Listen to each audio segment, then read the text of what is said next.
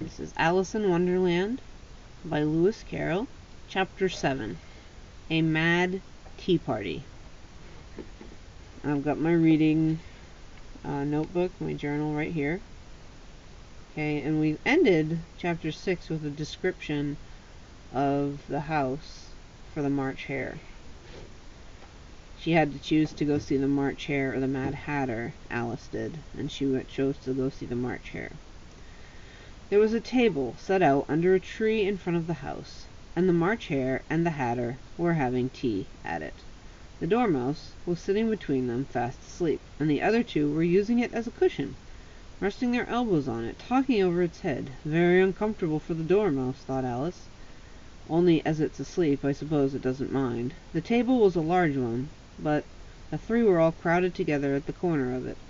"No room, no room," they all cried out when they saw Alice coming. "There's plenty of room," said Alice indignantly, and she sat down in a large armchair at one end of the table.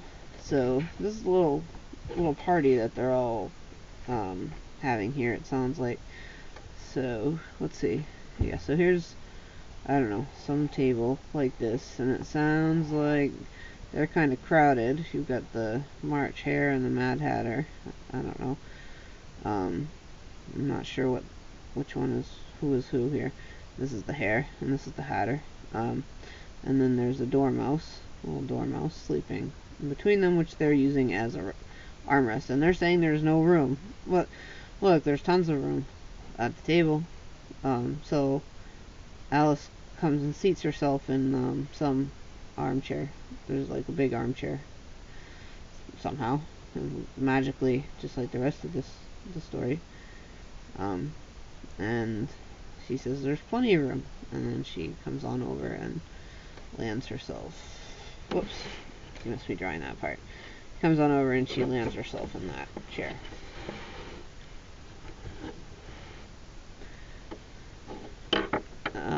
Have some wine, the March Hare said in an encouraging tone. Alice looked around the table, but there was nothing on it but tea. "I don't see any wine," she remarked. "There isn't any," said the March Hare. That is silly. "That wasn't very civil of you to offer it," said Alice angrily. "It wasn't very civil of you to sit down without being invited," said the March Hare. "I didn't know it was your table," said Alice. "It's laid for a great many more than 3. "Your hair wants cutting," said the Hatter. He had been looking at Alice for some time with great curiosity, and this was his first speech. "You should learn not to make personal remarks," Alice said with some severity. "It's very rude." The Hatter opened his eyes very wide on hearing this, but all he said was, "Why is Raven like a writing desk?" "Come, shall we have some fun now?" thought Alice. "I'm glad they've begun asking riddles. I believe I can guess that," she added aloud. "Do you mean you think you can find out the answer to it?" said the March Hare. "Exactly so," said Alice. "Then you should say what you mean," the March Hare went on. "I do," Alice replied hastily. At least I mean what I say. That's the same thing, you know." "Not the same thing a bit," said the Hatter. "You might just as well say that. I see what I eat is the same thing as I eat what I see. You might just as well say that.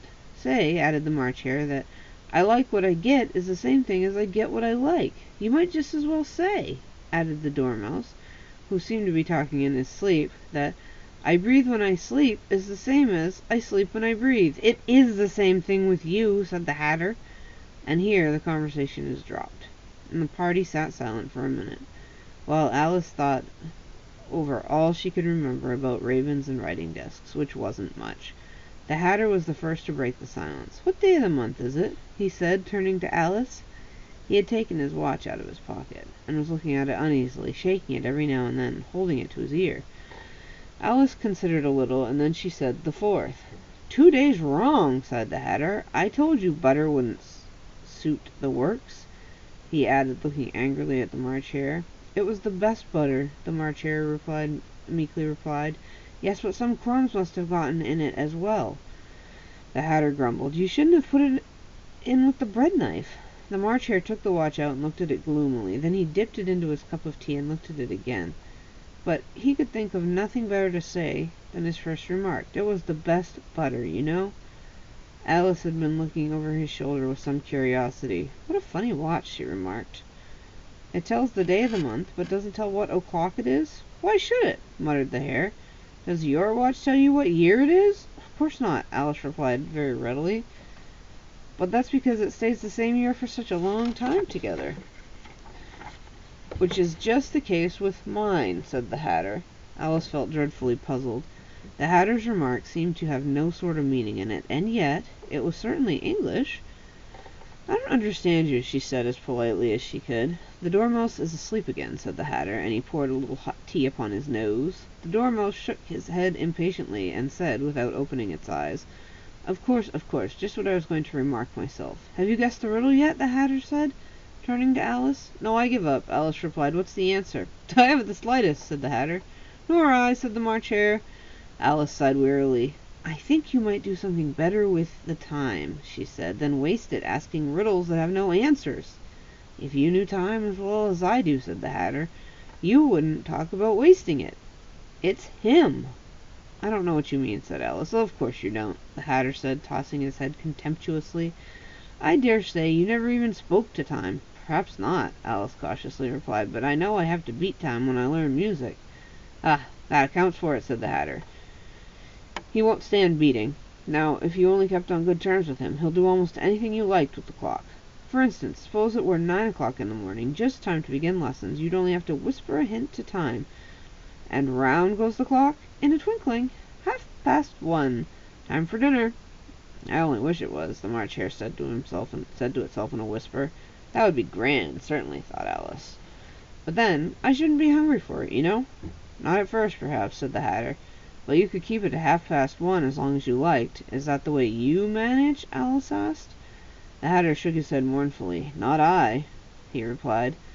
We quarrelled last March, just before he went mad, you know, pointing with his teaspoon at the March Hare. It was at that great concert given by the Queen of Hearts, and I had to sing Twinkle, Twinkle, Little Bat. How I wonder where you're at. You know that song, perhaps? I've heard something like it, said Alice. Goes on, you know, the Hatter continued in this way. Up above the world you fly, like a tea-tray in the sky. Twinkle, twinkle. Here the Dormouse shook itself and began to sing in its sleep. Twinkle, twinkle, twinkle, twinkle, and went on so long they had to pinch it to make it stop. Well, I'd hardly finished the first verse, said the Hatter, when the Queen jumped up and bawled out, He's murdering the time! Off with his head! There's the off with your head again. That saying. How dreadfully savage, exclaimed Alice. And ever since that, the Hatter went in a mournful tone. He won't do a thing I ask. It's always 6 o'clock now. Bright idea came into Alice's head. Is that the reason so many tea things are put out there, she asked. Yes, that's it, said the Hatter with a sigh. It's always tea time, and we've no time to wash things between the whiles. Then you keep moving around, I suppose, said Alice. Exactly so, said the Hatter, as things get used up. But what happens when you come to the beginning again, Alice ventured to ask. Suppose we change the subject, the March Hare interrupted, yawning. I'm getting tired of this. I vote the young lady tells a story. I'm afraid I don't know one, said Alice, rather alarmed at the proposal. Then the Dormouse shall, they both cried. Wake up, Dormouse, and they pinched it on both sides at once. The Dormouse slowly opened his eyes. I wasn't asleep, he said, in a hoarse, feeble voice. I heard every word you fellows were saying. Tell us a story, said the March Hare. Yes, please do, pleaded Alice. And be quick about it, added the Hatter, or you will be asleep again before this is done. Okay, so here's our story by the Dormouse.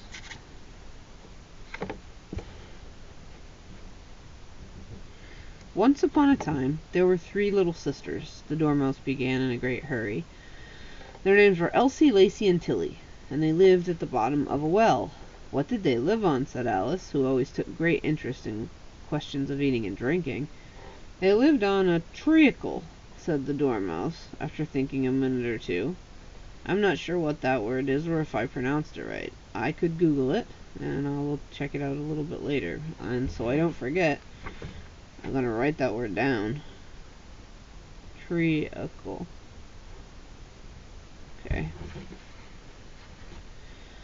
But I want to keep reading right now. They couldn't have done that, you know, Alice gently remarked. They'd have been ill. So they were, said the Dormouse. Very ill. So I know a treacle is something that makes you ill, I guess. Alice tried to fancy herself what an extraordinary way of living would be like, but it puzzled her way too much, so she went on. But why did they live at the bottom of the well? Take some more tea, the March Hare said to Alice very earnestly. I've had nothing yet, Alice replied in an offended tone, so I can't take more. You mean you can't take less, said the Hatter. It's very easy to take more than nothing. Nobody asked your opinion, said Alice. Who's making personal remarks now? The Hatter asked triumphantly. Alice did not quite know what to say to this, so she helped herself to some tea and bread and butter. And then she turned to the Dormouse and repeated her question. Why did they live at the bottom of a well? The Dormouse again took a minute or two to think about it, and then said, It was a treacle well. There's no such thing. Alice was beginning very angrily. But the Hatter and the March Hare went, Shh, shh, and the Dormouse sulkily remarked, If you can't be civil, you better finish the story yourself. No, please go on, Alice said very humbly. I won't interrupt again. I dare say there may be one. One indeed, the Dormouse said indignantly. However, he consented to go on, and so these three little sisters were learning to draw, you know. What did they draw? Asked Alice, quite forgetting her promise. Treacle, said the Dormouse, without considering it at all this time. I want a clean cup, interrupted Hatter. Let's all move one place on. He moved on as he spoke. The Dormouse followed him. The March Hare moved to Dormouse's place. Alice's unwillingly took the place of the March Hare, and the Hatter was the only one who got any advantage from the change.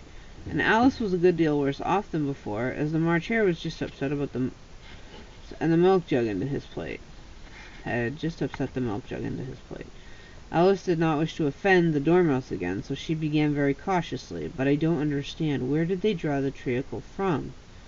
You can draw water out of a water well, said the Hatter.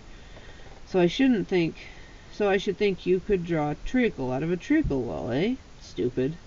But they were in the well, Alice said to the Dormouse, not choosing to notice his last remark. Of course they were, said the Dormouse. Well, in. The answer so confused poor Alice that she let the Dormouse go on for some time without interrupting it. They were learning to draw, the Dormouse went on, yawning and rubbing its eyes, for it was getting very sleepy, and they drew all manner of things. Everything that begins with an M. Why not an M? Said Alice. Why with an M? Said Alice. Why not? Said the March Hare. Alice was silent. The Dormouse had closed its eyes by this time, and was going off into a doze. But, on being pinched by the Hatter, it woke up again, with a little shriek, and went on. That begins with an M, such as mousetraps, and the moon, and memory, and muchness. You know, you say things are much of a muchness. Did you ever see a thing such as a drawing of a muchness? Really, now you ask me, said Alice, very much confused. I don't think. Then you shouldn't talk, said the Hatter. This piece of rudeness was more than Alice could bear. She got up in great disgust and walked off. The Dormouse fell asleep instantly, and neither of the others took the least notice of her going, although she looked back once or twice, half hoping that they would call after her. The last time she saw them, they were trying to put the Dormouse into the teapot. At any rate, I'll never go there again, said Alice, as she picked her way through the wood. It's the stupidest tea party I was ever at in all my life. Just as she said this, she noticed that one of the trees had a door leading right into it. That's very curious, she thought. But everything's curious today. I think I may as well go in at once. And in she went.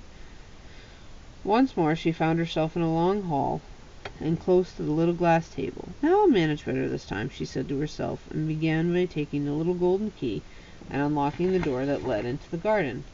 Then she went to work, nibbling at the mushroom. She had kept a piece in her pocket till she was about a foot high. Then she walked down the little passage, and then she found herself at last in the beautiful garden, among the bright flower beds and the cool fountains. So the next thing that I would do, if I may have written down words and such that I wasn't sure of, or drawn some pictures. But I would take a look at that word, treacle, and I would put it into Google. So that's what I'm going to actually do. Just so we can see what we're getting for.